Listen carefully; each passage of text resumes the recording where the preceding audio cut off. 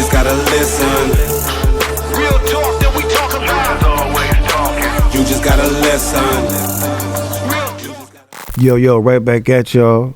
It's your favorite podcast, Truth Talks. I'm your host, Crazy Bone. What's happening? I'm the co-host, Keith G. Yes, indeed. We right back at you, man, with another very, very interesting episode and topic. So let's jump right into it. I think we are in chapter 9 of the book, the Bible, God's Word of Man's. Mm-hmm. So we in chapter 9, moving along.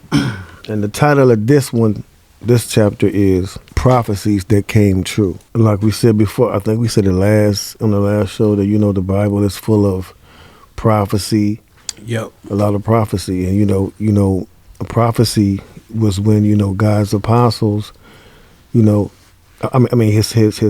apostles, his prophets, they were prophesying, you know what I'm saying? Which means they were getting visions from him. They was telling people telling people the future, what was to come. Yep, things pertaining to God. Yep. Right. Future or present, yeah. Yeah, and it's a lot of evidence that all these prophecies came true. Oh, yeah. So that's what we're going to review in this chapter here.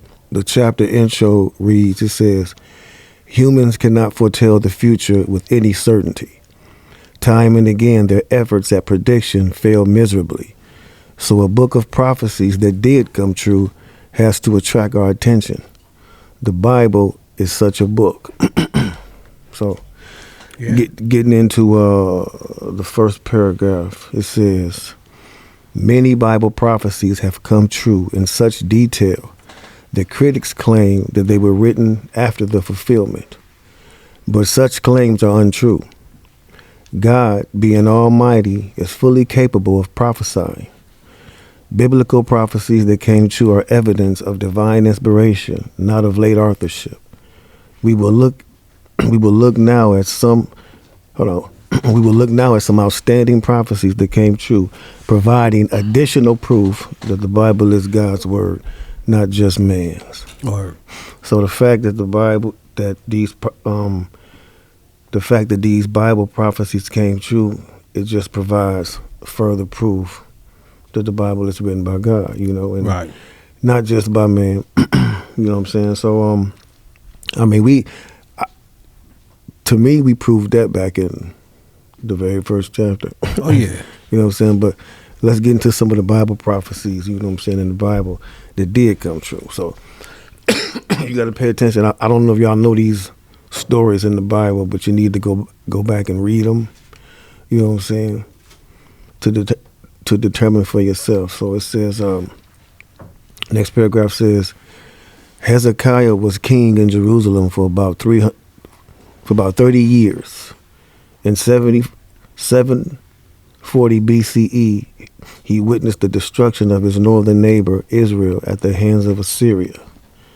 In 732 BCE, he experienced God's saving power when the Assyrians' attempt to conquer Jerusalem had failed, with catastrophic results to the invader. Now Hezekiah is receiving a delegation from Merodach Baladan, king of Babylon.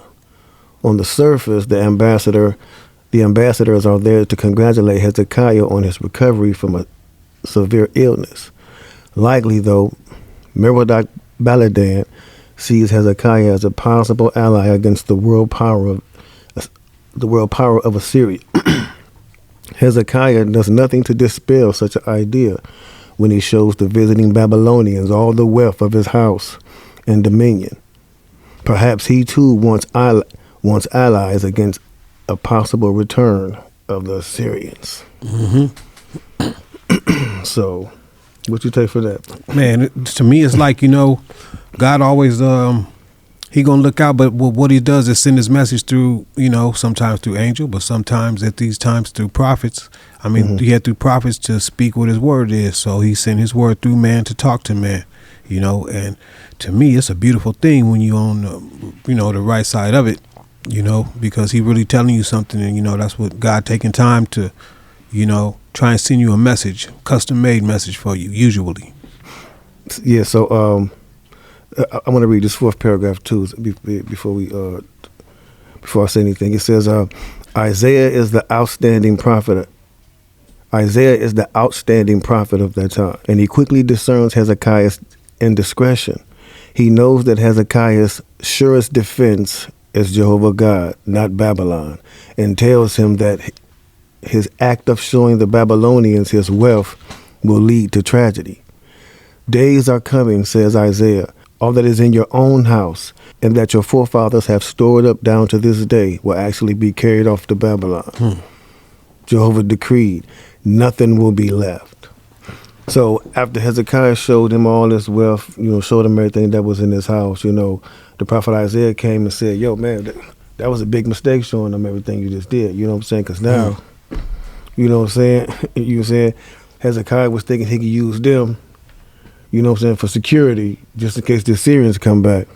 You know what I'm saying? Not thinking that God was already protecting them. Already. You don't need the Babylonians. Already. You know what I'm saying? And he didn't have that.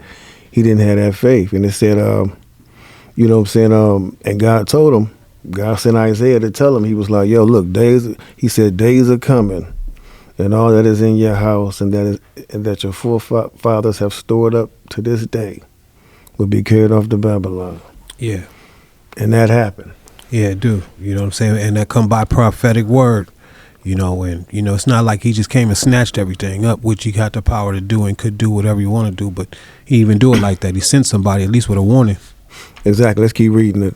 The next one, it says, back in the 8th century BCE, it may have seemed unlikely for that prophecy to be fulfilled. 100 years later, however, the situation changed. Babylon replaced Assyria as the dominant world power, while Judah became so degraded, religiously speaking, that God withdrew his blessing. Now, another prophet, Jeremiah, was inspired to repeat Isaiah's warning. Jeremiah proclaimed, I will bring the Babylonians against this land and against its inhabitants. And all this land must become a devastated place, an object of astonishment, and these nations will have to serve the king of Babylon 70 years. About 4 years after Jeremiah uttered that prophecy, the Babylonians made Judah part of their empire.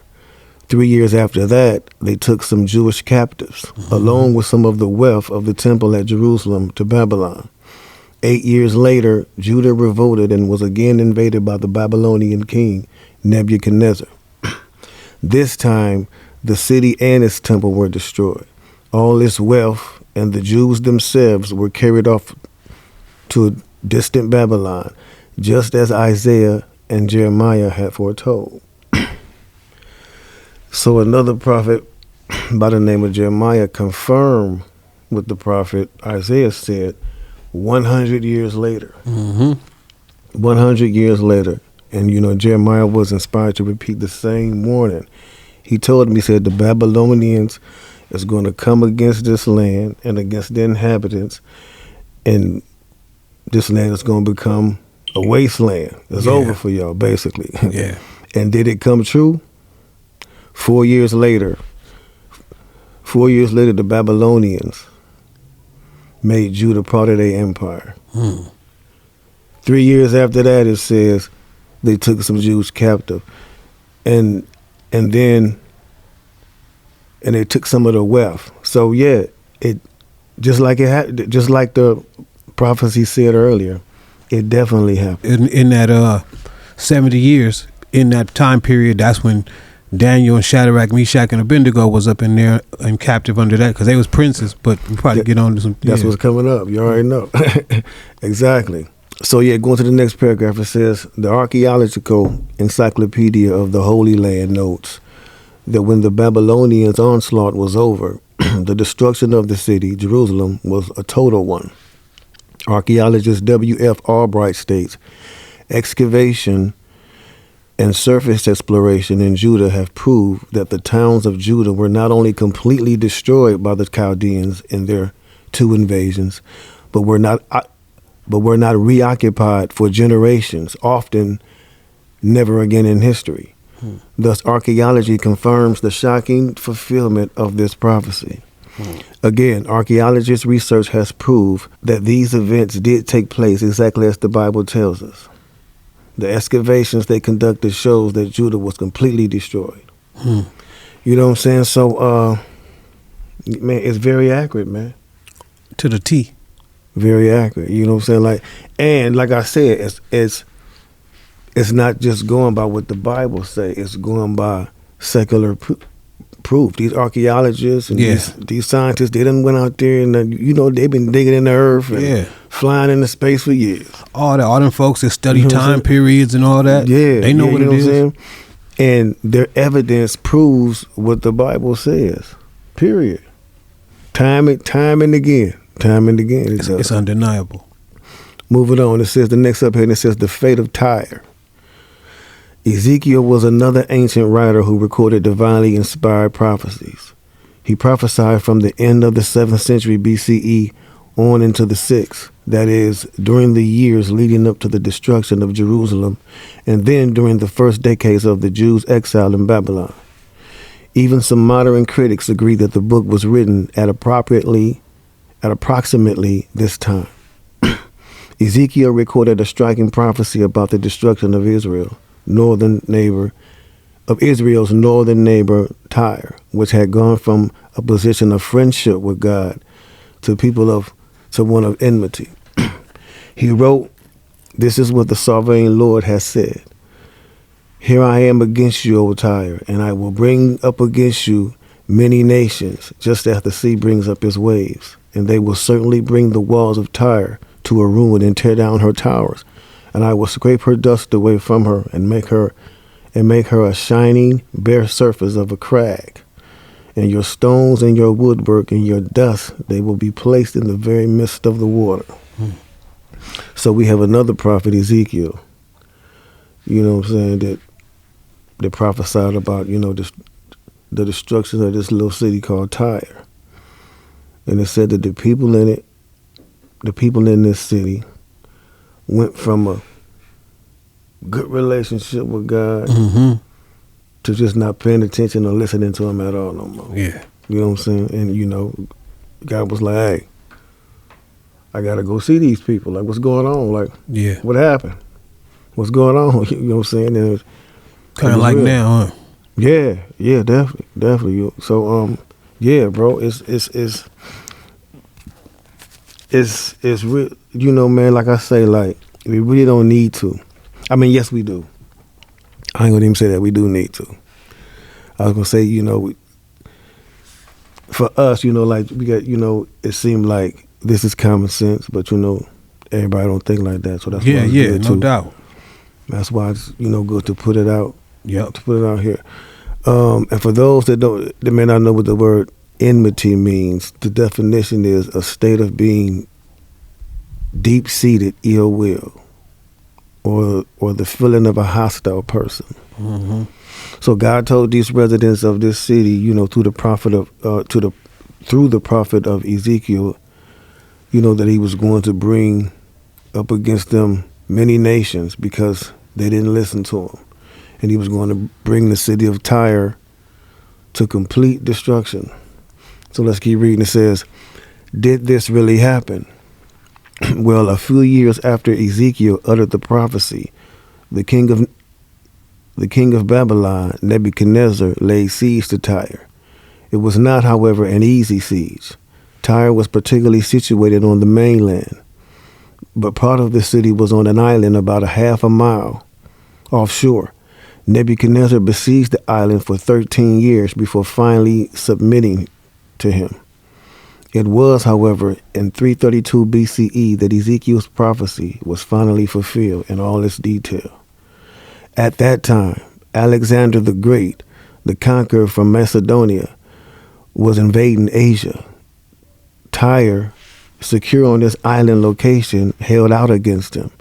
Alexander did not want to leave a potential enemy behind at his rear, but he did not want to spend years in a siege of Tyre, as Nebuchadnezzar had done. How did he solve this military problem? He built a land bridge or mole across to the island so that his soldiers could march across and attack the island city. Notice, though, what he used to build the mole. The Encyclopedia Americana reports, with the debris of the mainland portion of the city, which he had demolished, he built a huge mole in 332 to join the island of the mainland, to the mainland. After a relatively short siege, the island was destroyed. Moreover, Ezekiel's prophecy was fulfilled in all its details.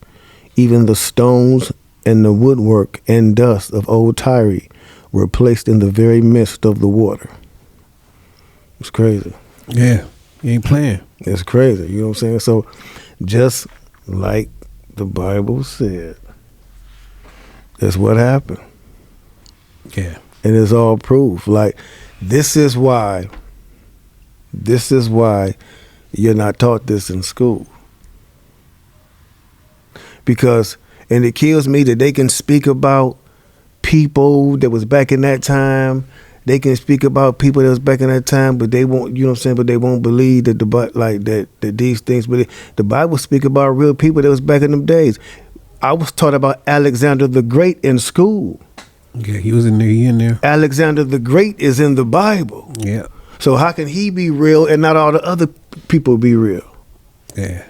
It don't make no sense. Wow.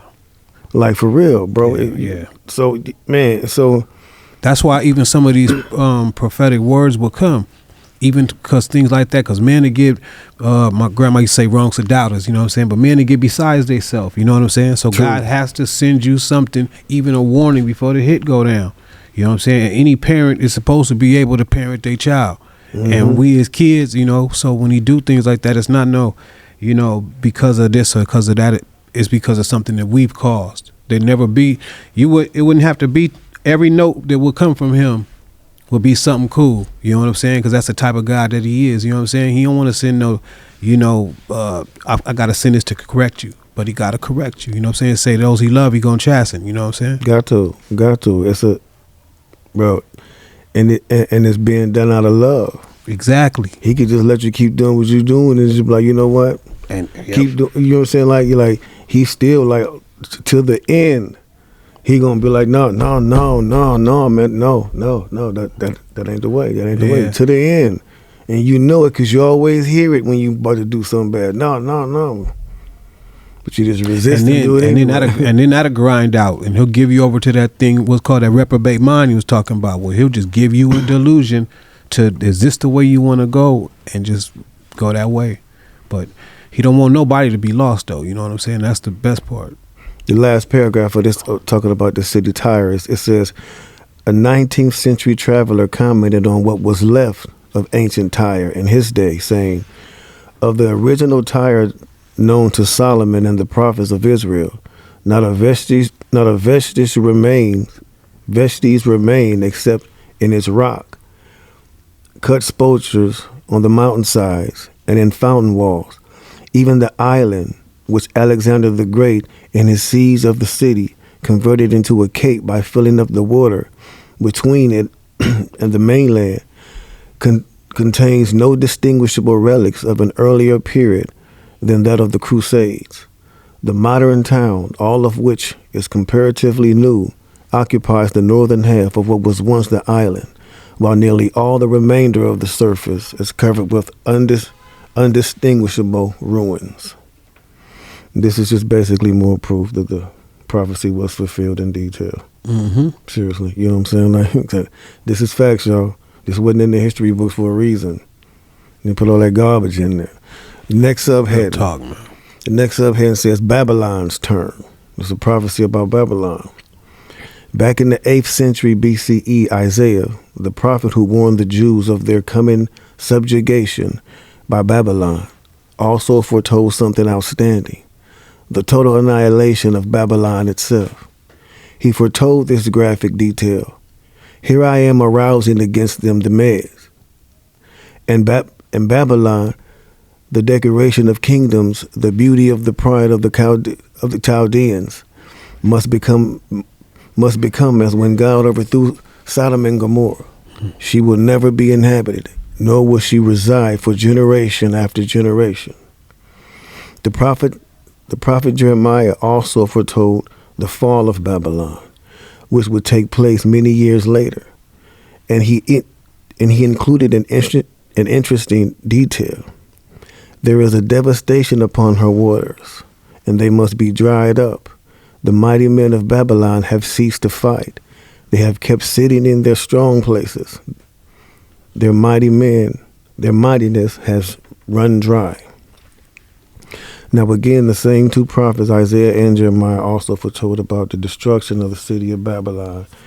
And in this prophecy that they relayed, they relayed that once Babylon was destroyed, that it would never be rebuilt again or ever inhabited, for generation after generation. Meaning that you ain't gonna never build nothing on this again. That's that.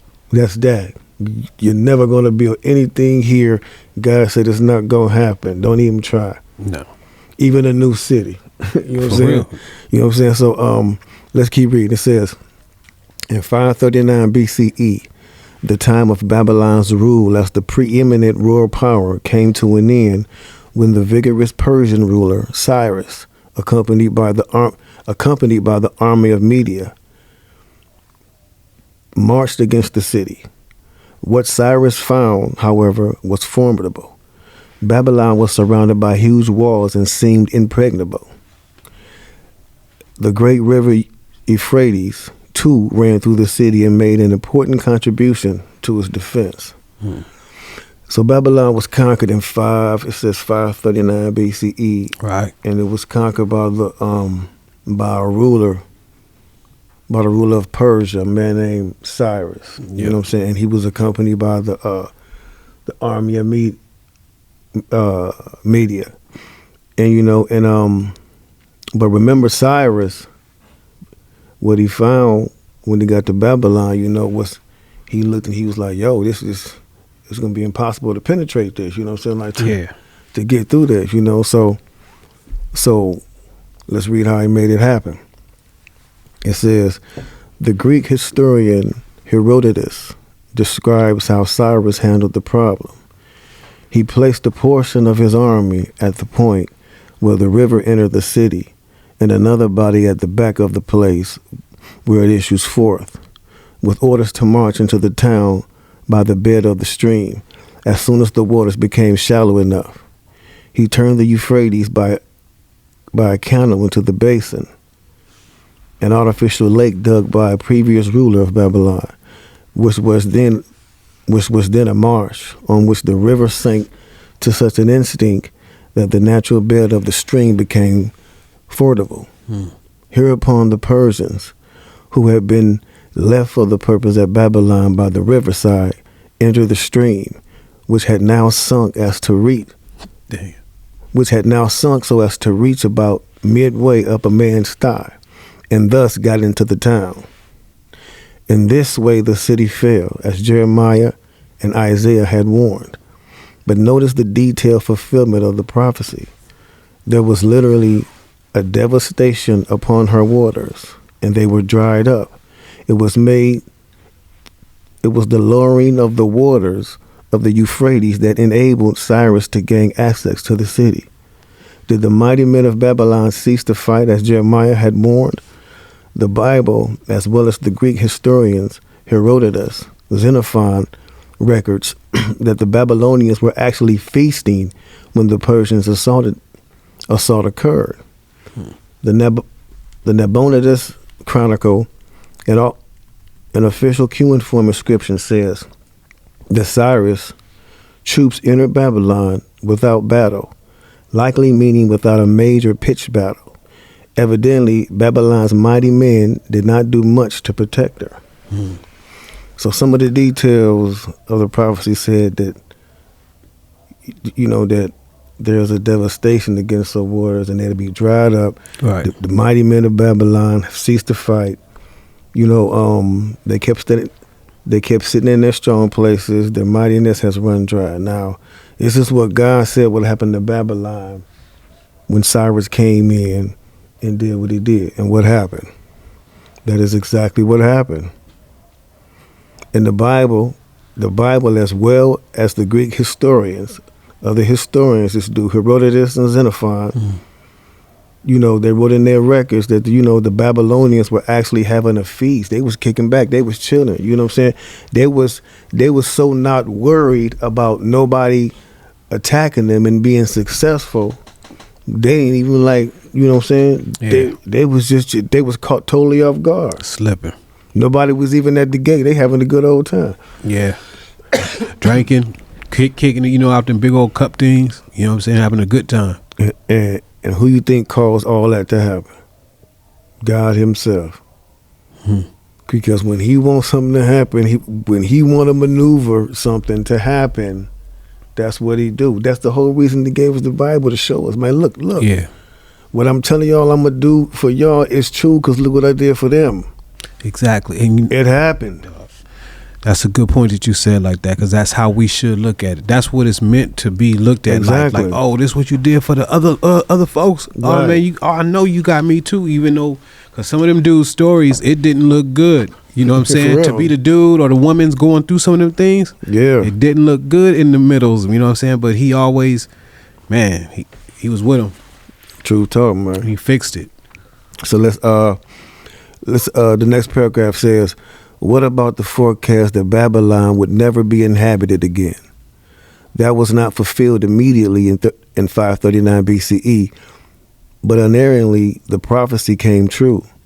After her fall, Babylon was the center of a number of rebellions until 478 BCE, when she was destroyed by Xerxes. At the end of the 4th century, Alexander the Great planned to restore her, but he died before the work had progressed very far. From then on, the city just declined. There were still people living there in the 1st century of our common era, but today all that is left of ancient Babylon is a heap of ruins in Iraq. Even if her ruins should be partially restored, Babylon would just be a tourist showpiece, not a living, vibrant city. Her desolate site bears witness to the final fulfillment, the inspired prophecies against her. So after Babylon was destroyed, God said that it would never be inhabited again. Right. Now, a few people had planned to restore it. Listen to this, though. A few people have vowed to restore this city that God said was never going to be rebuilt again. Alexander the Great tried to, but he died before he got a chance to. Saddam Hussein said that he was going to rebuild Babylon, and look what happened to him. It's crazy. And to this day, it's still a heap of ruins. Yeah. If they ever can do anything with it, it's just a tourist site. Just people go take pictures.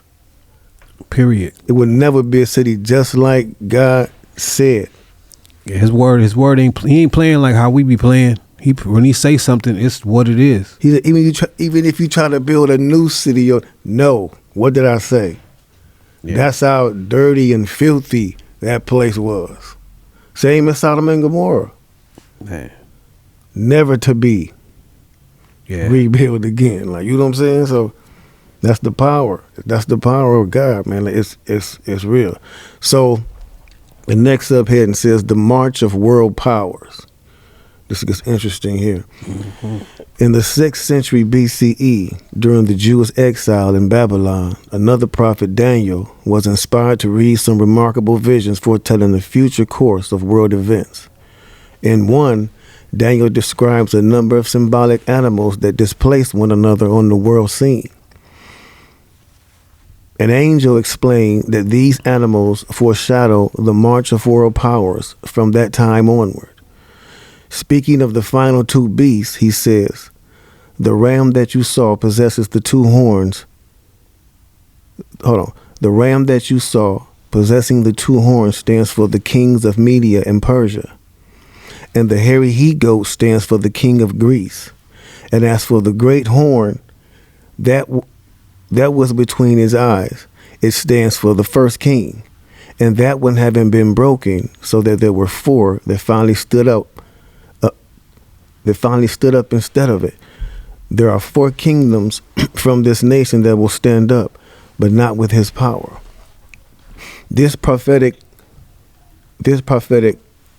foreview was fulfilled exactly. The Bible Empire was overthrown by the Babylonian Empire was overthrown by Medo-Persia, which 200 years later gave way to the Greek world power. The Greek Empire was spearheaded by Alexander the Great Horn. However, after Alexander's death, his generals fought among themselves for power, and eventually the far-flung empires broke into 4 smaller empires, 4 kingdoms. So, bro, it's just crazy how it played out. In Daniel's prophecy, he described a number of symbolic animals, you know what I'm saying, that would basically knock each other out. They would reign one after the other. You know what I'm saying? And God's angel told him that the ram that he saw, they had the 2 horns represented 2 kings, the kings of Media and Persia, and the hairy he-goat represented the king of Greece. Right. Now that prophecy was fulfilled when the Babylonians, empire was overthrown by the Medo-Persians 200 years later by the Greeks. And they said Alexander the Great ran that. But Alexander the Great died at a real early age, because he was sick. He got some disease. He got sick and he died like very young. You know what I'm saying? And after he died, his main generals got to beefing with each other. Right. They got to beefing with each other, and they split his empire into 4 kingdoms. Oh, okay. Just like the Bible said would happen. That was in the Bible prophecy. Yeah. It said that it would be split into, bro, and that's exactly what happened. It all, you know what I'm saying? And this was written like way before these things happened. Oh yeah, man. I mean, that's just how he do, He don't gotta sit up and write nothing. He could write something, and he got enough time too, because he don't wear no watch, to allow everything to develop just like when somebody making something good, you want it just like how I wanted it to be. The next chapter says, in Daniel chapter 7, a somewhat similar vision also looked far into the future. The Babylonian world power was pictured by a lion, the Persian by a bear, and the Greek by a leopard with 4 wings on his back and 4 heads. Then Daniel sees another wild beast, fearsome and terrible and unusually strong, and it had 10 horns. The fourth wild beast prefigured the powerful Roman Empire, which began to develop about 3 centuries after Daniel recorded this prophecy. The angel prophesied regarding Rome. As for the 4th beast, there is a 4th kingdom that will come to be on the earth, that will be different from all the other kingdoms, and it will devour all the earth and will trample it down and crush it. H.G. Wells, in his book A Pocket History of the World, says, this new Roman power which arose to dominate the Western world in the 2nd and 1st centuries BCE was in several respects a different thing from any of the great empires that had prevailed in the civilized world. It started as a republic and continued as a monarchy. Unlike previous empires, it was not the creation of any one conqueror, but grew relentlessly over the centuries. It lasted much, much longer and controlled far more territory than any previous empire.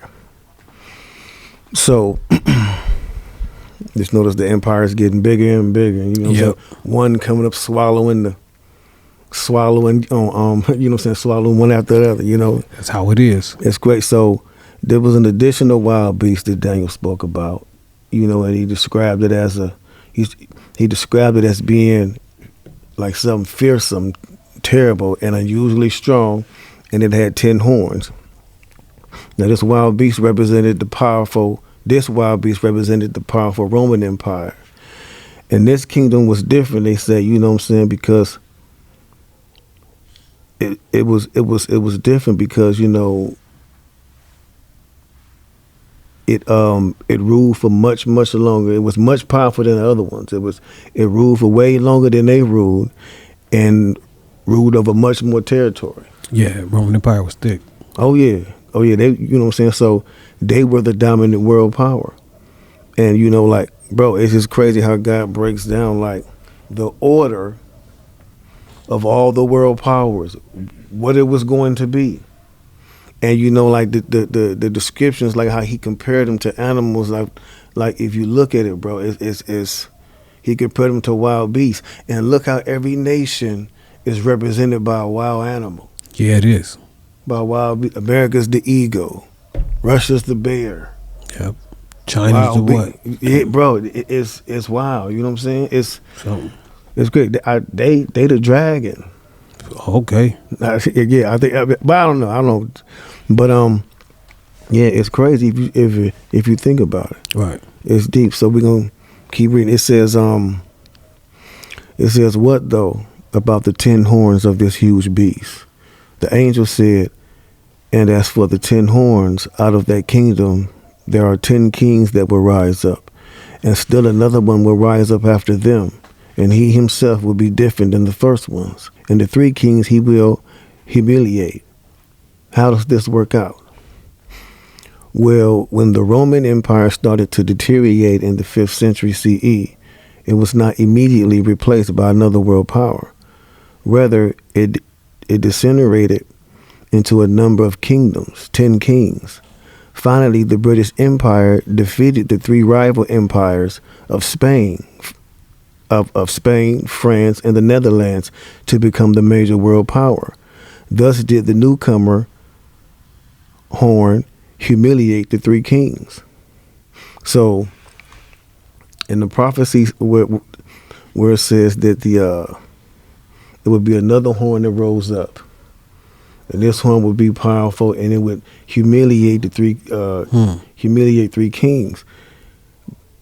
British humiliated Spain, France, and the Netherlands to become the dominant world power.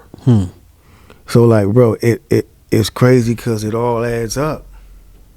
You know what I'm saying? Bro, it's crazy.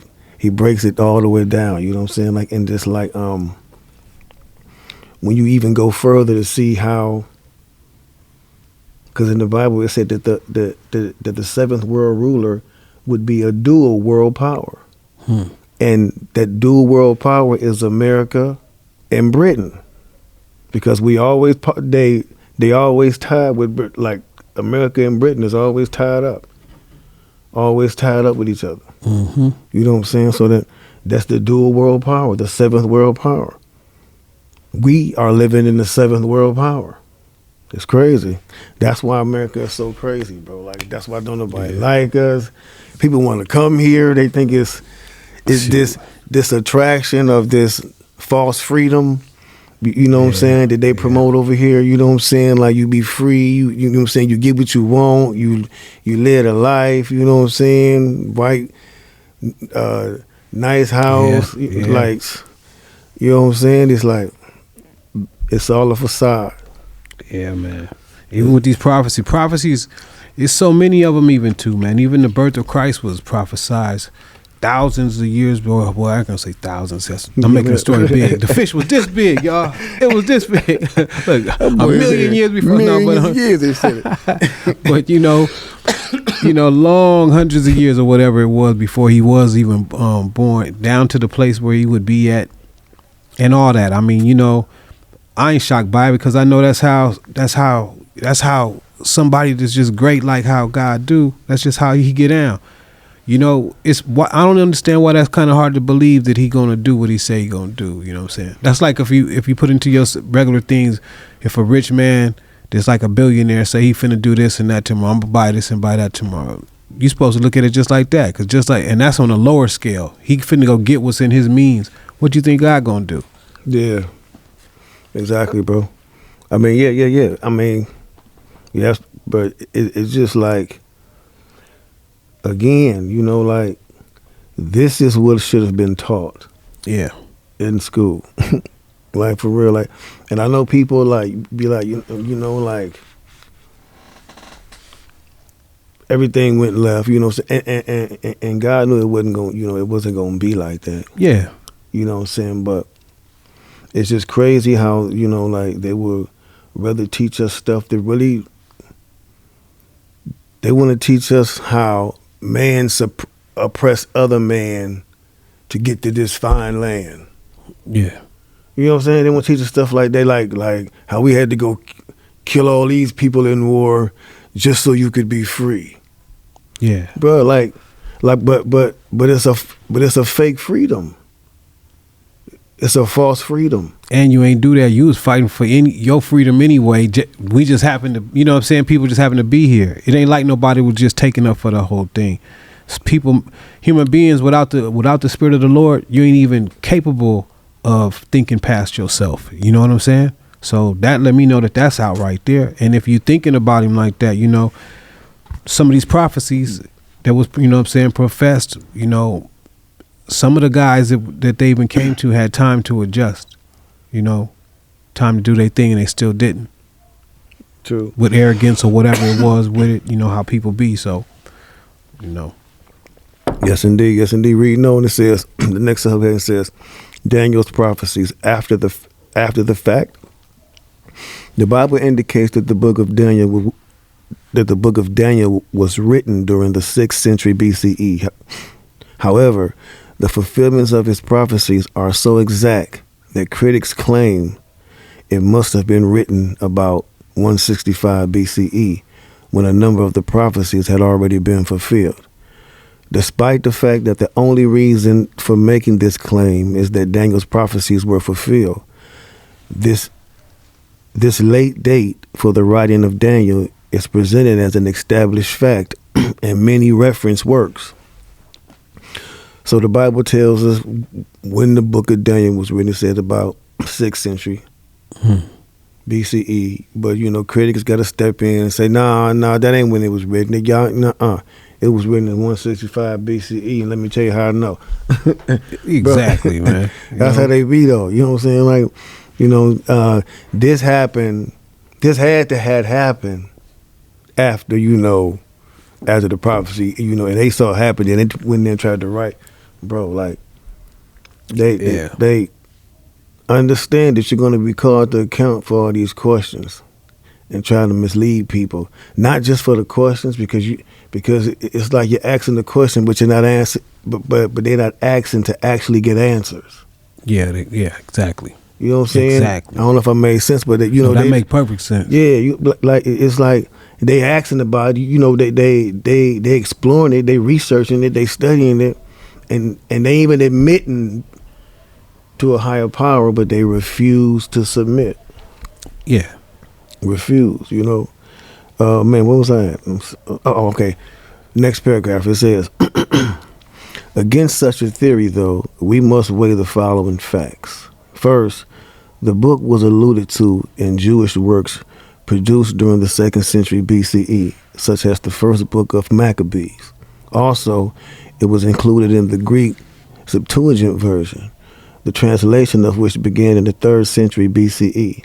Third, fragments of copies of Daniel were among the more frequently found works in the Dead Sea Scrolls, and those fragments are believed to date to about 100 BCE. Clearly, soon after Daniel was supposedly written, it was already widely known and respected. Strong evidence that it was produced long before critics say it was. Further, Daniel contains historical details that would have been unknown to a 2nd century writer. Outstanding is the case of Belshazzar, the ruler of Babylon, who was killed when Babylon fell in 539 BCE. The major non-biblical source of our knowledge of the fall of Babylon are Herodotus, 5th century, Xenophon, 5th and 4th centuries, and Berosus, 3rd century. None of these knew about Belshazzar. How unlikely that a 2nd century writer would have had information that had been unavailable to these earlier authors. The record concerning Belshazzar in Daniel chapter 5 is a strong argument that Daniel wrote his book before these other writers wrote theirs. So it's so many facts Yeah. that confirm. You know what I'm saying? When Daniel wrote his, and I mean, all this is really self-explanatory, man. We ain't even really got to be, like elaborate like too much on these. But it's if it could be appreciated, it's tight when God do his thing like that. You know what I'm saying? To make to say something, let people know about something that's fitting to come, whether it's a warning for your safety or something that's going to be beautiful, because there's prophetic words about how the future going to be later on too. You know what I'm saying? And that's a beautiful thing to So, but that's the same thing what we do.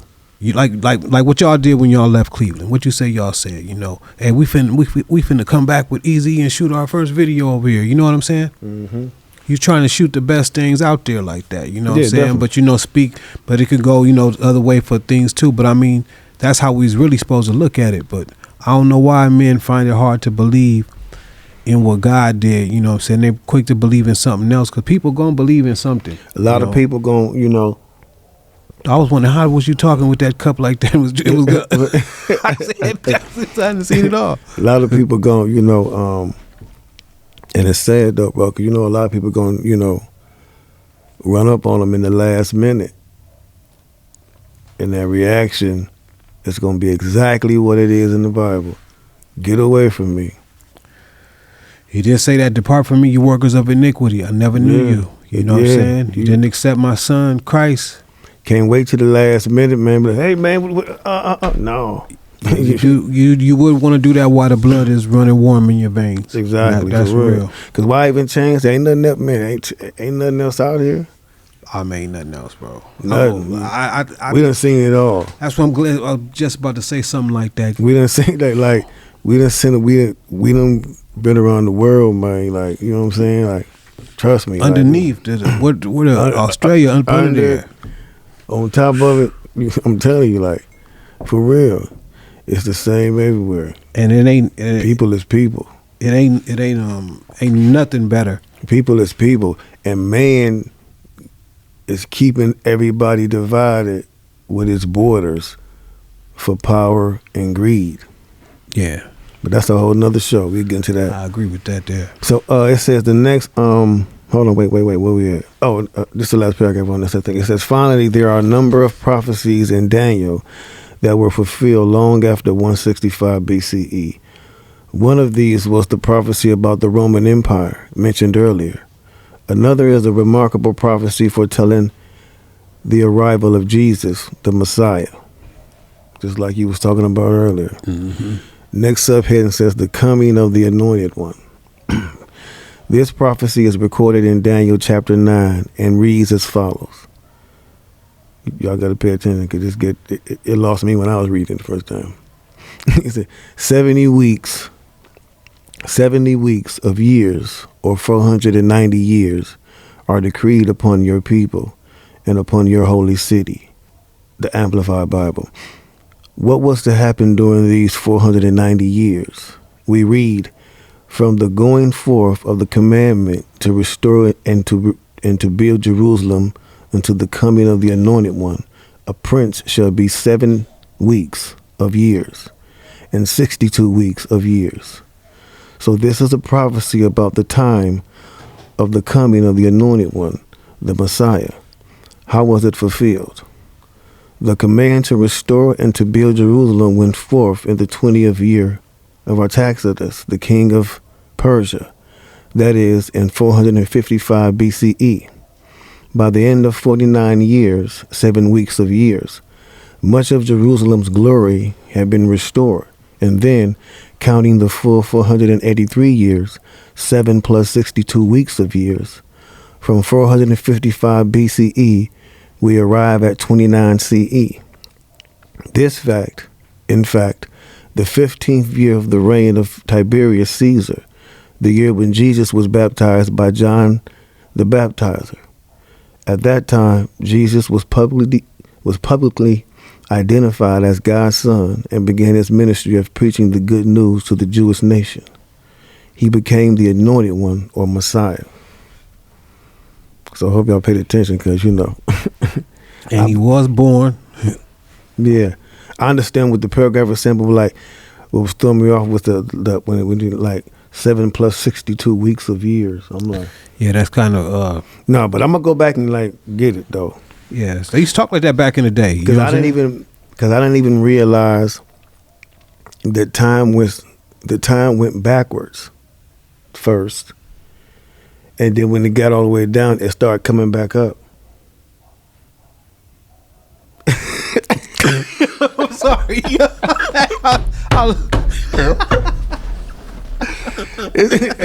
Hey, no. Ah man, that is This boy looking at me like, man, what you done? Hey, no, but this is what I meant, that's though. cool. That's good comedy. No, this is what I meant, good. though. What I meant, though, was like, you know how we count, how we go like 19, Yeah. 1991, 1992. Okay. Yeah. They went backwards, 1992, 1990. They counted backwards. Okay. You know what I'm saying? That's what I'm saying. I got you now. No, I understand that. Yeah. Before that, Hey, look, this boy on the sunglasses and the way he looking at me, I'm like, I can tell he looking like, what? I couldn't even come up with nothing. I said, you done really lost it. I see you turn on the camera. That boy a fool. But it's all good, man. It's good to laugh, though. You know what I'm saying? Y'all laugh at home, all that, man. Laughter is fun. Okay, it says, next paragraph, it says, the prophecy adds, and after the 62 weeks of years shall the anointed one be cut off. It also says, and he shall enter into a strong and firm covenant with the many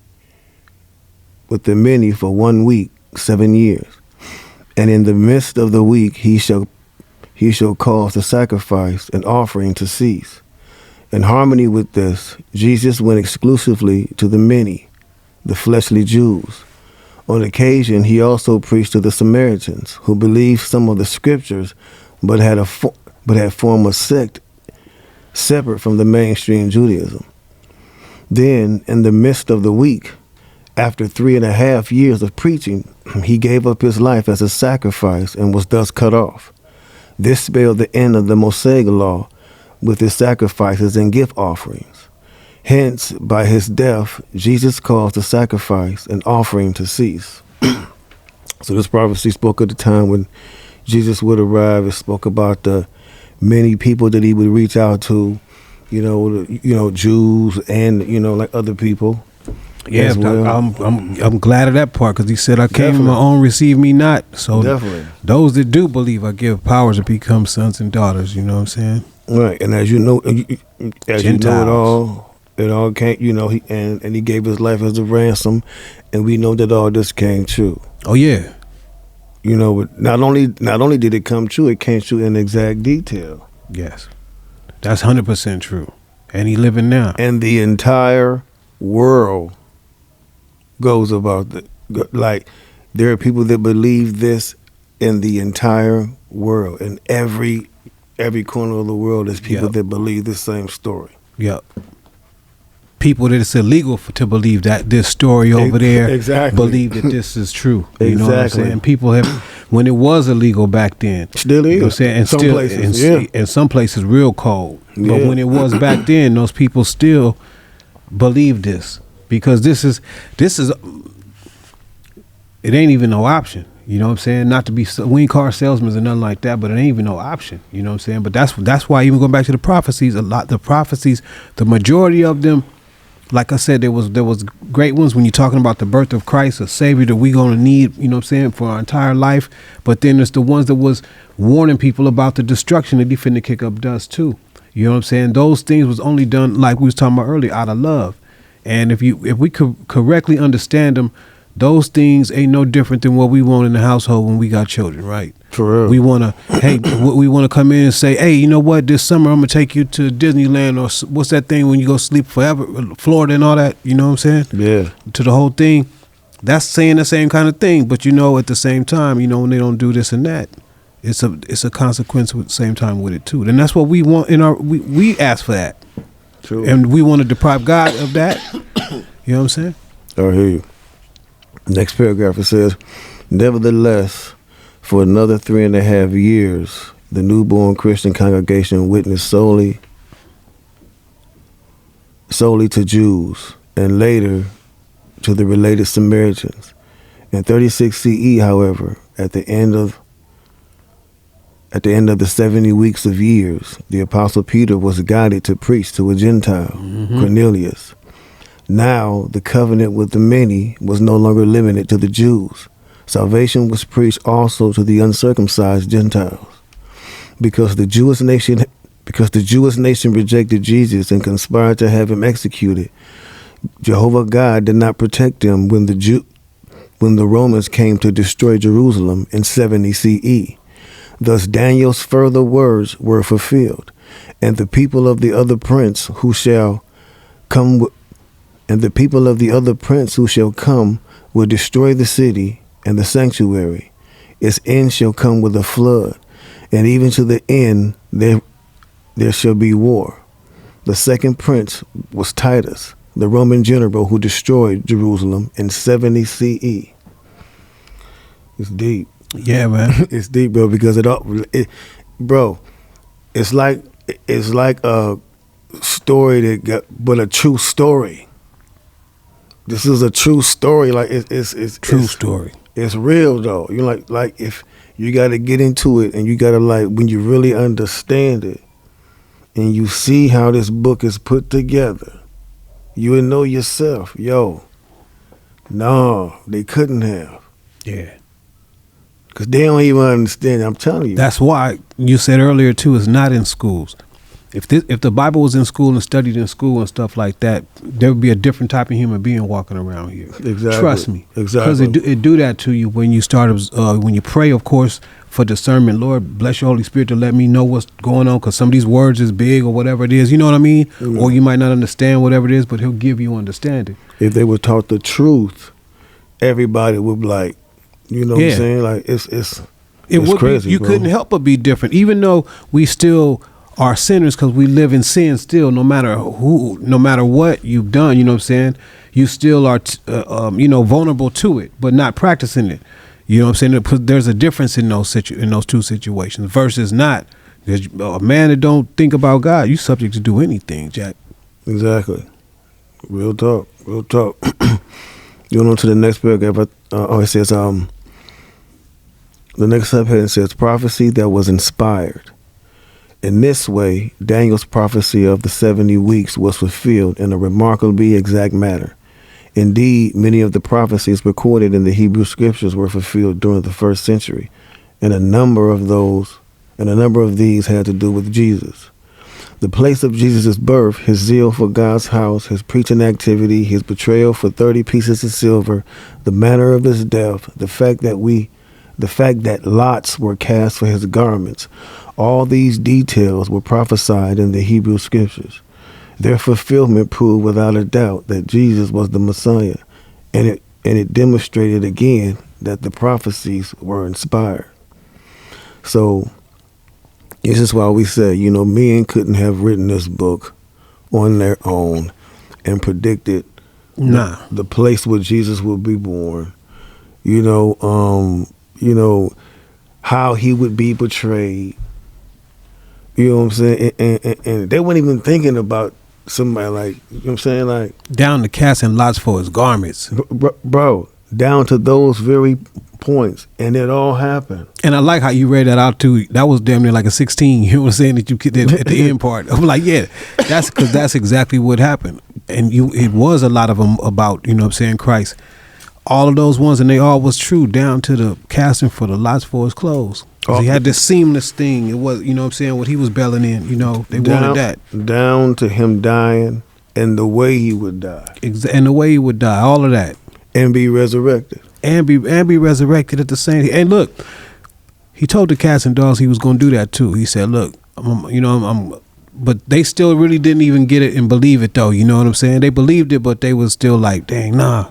You know what I mean? And that's a trip. But he foretold them that too. And it still happened. So when it did happen, they like, man, it really happened. Because he ain't here. You know what I'm saying? And this ain't not here like, and then they seen him, of course, but that's, later on. The last two paragraphs of this, it says, in fact, all the Bible prophecies that were due to be fulfilled have come true. Things have happened exactly in the way the Bible said they would. This is strong evidence that the Bible is God's word. There must have been more than human wisdom behind those prophetic utterances for them to have been so accurate. But there are other predictions in the Bible that were not fulfilled in those times. Why? Because they were due to be fulfilled in our day, and even in our future. Yep. The reliability of those ancient prophecies makes us confident that these other predictions will without fail come true. As we will see in the next chapter, this is indeed the case. So yeah, the next chapter we're going to get into, it says, I think it's titled Prophecies That Came True in Our Day. Right. So we're going to get into that. Very, very interesting, so y'all can see that God is still working right before your eyes. No doubt, man. Right before our eyes.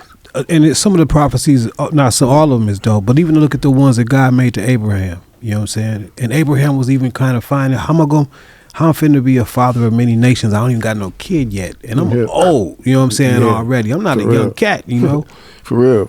So, for those things to happen, and then for him to, even in his lifetime, he still didn't see the nation. You know what I'm saying? But we could see the nation. We see that, what's that? Abraham, Isaac, and Jacob. We see Jacob as Israel. It wasn't even no Israel till it named him Israel. Now Israel is his whole own thing. Exactly. And right before it was That's one, true. we seen it to be coming to, not seen it, but we know the last time it came into power, it wasn't just always there. You know what I'm saying? There's a Israel. There's his people and all that kind of thing like that. So I mean, some of the stuff that you're looking for, it's right there in front of you still too, Go over there. These people know about these names we talking about and all that. Next, some of them will take you to around. Yeah, this where it was over here. You know what I'm saying? Yeah. They got proof of these things. Yeah, man. I'm completely convinced that the Bible was written by God Himself. As He inspired those chosen men to write down His thoughts. You know what I'm saying? And it's not too far fetched at all. With God, anything is possible. Anything. We should never underestimate His power. We should always take into consideration the power that He possessed. It's something like you don't try to question the power that created you. Yeah. How you going? But I'm saying that. But He's allowed us to ask questions. Yeah. That's why He gave us this, because He knew we would have questions. Yeah. This is what it is. Get to know the deep things of this, because it's deep.